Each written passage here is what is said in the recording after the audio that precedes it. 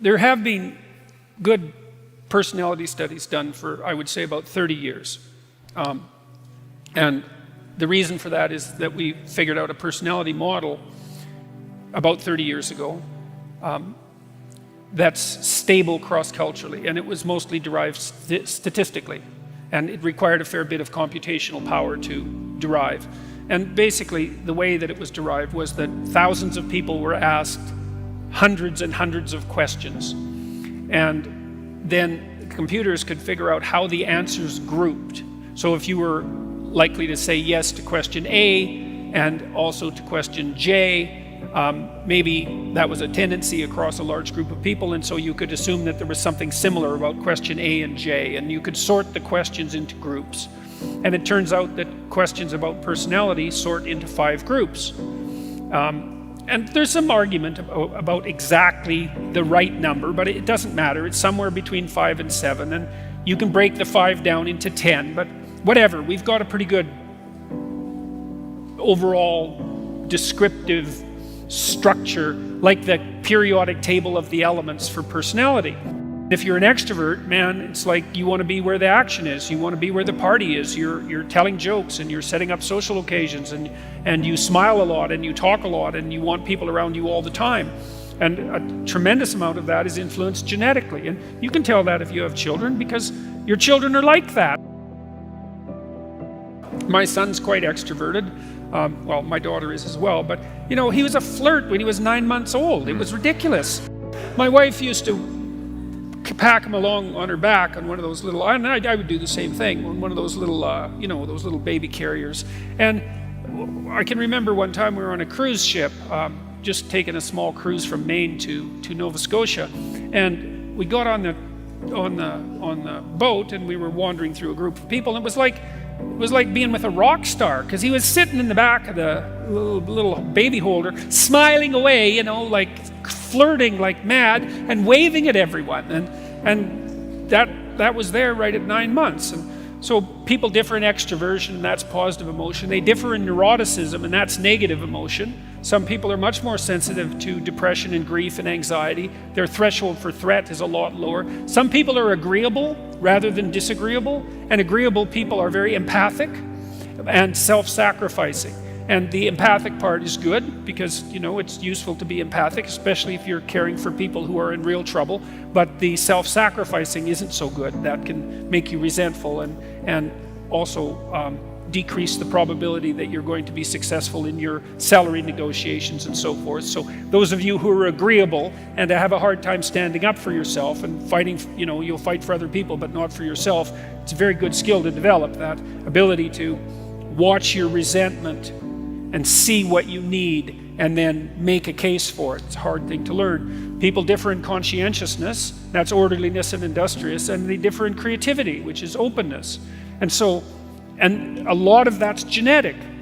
It's there to begin with. Now you can move that with the environment, you know, but you know, you have a character. It's there.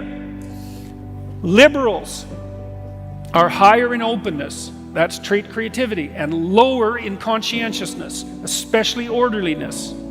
And that seems to be because they believe, or their let's say their niche is an informational niche.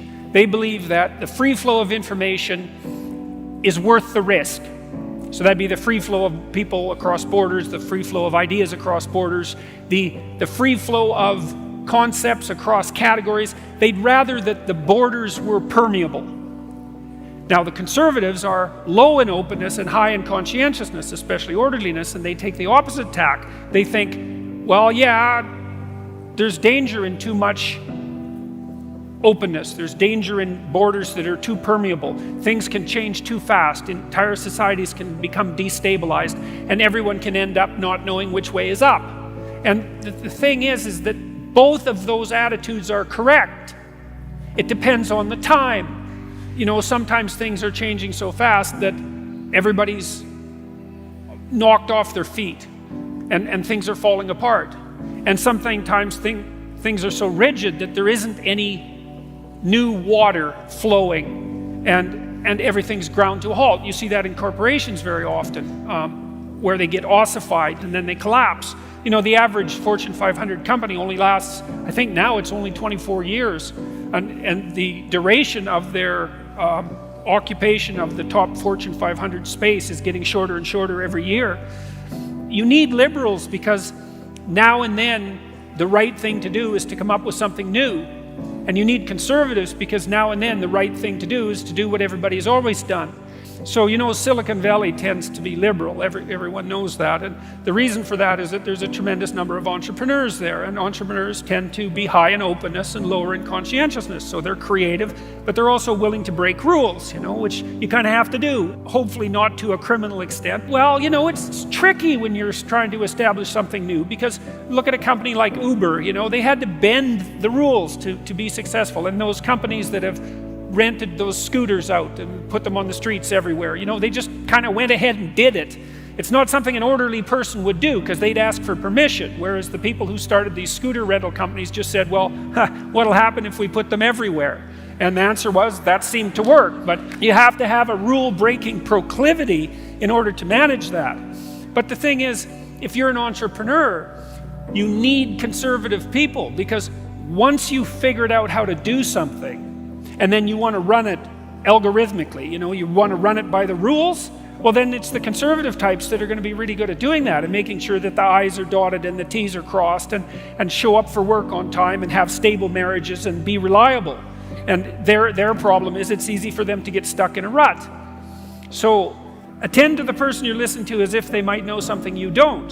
It's like, I really find it interesting to talk to people whose political opinions differ from mine. And for me, that's mostly meant talking to really strong conservatives, because I would say temperamentally I tilt in the liberal direction, although it's very interesting to talk to people who don't share your political views if you listen to them, because they'll tell you all sorts of things about why they think that you just don't understand. And it's not that they're wrong, it's that sometimes they're wrong and sometimes they're right. And the whole point of free speech, as far as I can tell, the deep point of free speech is that, you know, it's all as if we're riding on the back of a giant snake, and it's twisting and turning all the time, and we're trying to figure out how to stay in the center so that we don't fall off the sides, you know.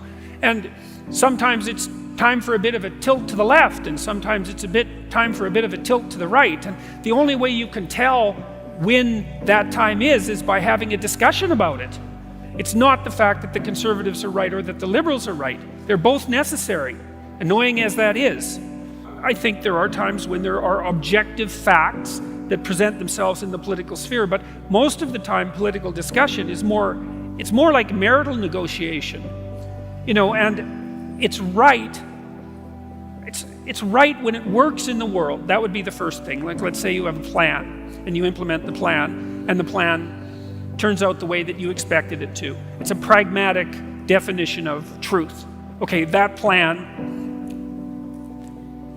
flawed, no doubt that it was, imperfect, no doubt that it was accurate enough so that when you implemented it, it justified its own structure. That's a lot of the way we judge truth in the world, right? Is you think you're right if you do something and it works. And that doesn't mean you're 100% right, and it doesn't mean it's going to work forever, but because you're ignorant and because your knowledge is limited, that's kind of what you've got. And so that's one form of truth. And then another form is, well, can we agree in a negotiated manner? I mean, I've been trying to identify 100% truths, the 100% truths, let's say, that sit at the bottom of our societies. And one of the things that I believe to be true is that the idea that the individual is properly sovereign, I believe, is as true as any idea that human beings have ever come up with. I think that idea works. Not everyone would agree with that. The more complex the situation, the harder it is to extract out something approximating an objective truth. And so then so much of it depends on negotiation and discussion.